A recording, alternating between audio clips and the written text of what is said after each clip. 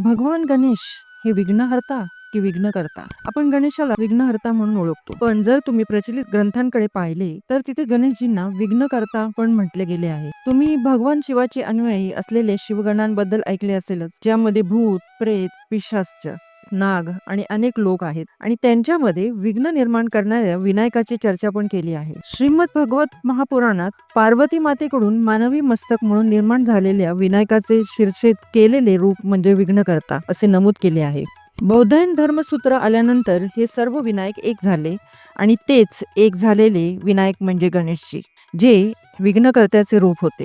आणि त्याच बौद्धायन धर्मसूत्रामध्ये विनायकांना हस्तिमुख, वक्रतुंड, एकदंत आणि लंबोदर म्हणत होते, जे ही सर्व नावे आज गणेशासाठी वापरली जातात. या मंगल स्मृतीमध्ये विनायक शिवाच्या सर्व गणांचे हेड सांगितले गेले आहे, म्हणजे गणांचा देव गणेशजी असल्याचे म्हटले गेले आहे आणि ते विघ्न निर्माण करत होते. ते पूर्वी अडथळे निर्माण करायचे, म्हणून यज्ञापूर्वी त्यांना प्रसन्न करण्यासाठी त्यांची पूजा केली जात होती, जेणेकरून यज्ञात कोणताही अडथळा येऊ नये. ही पूजा अडथळे दूर करण्यासाठी सुरू झाली होती.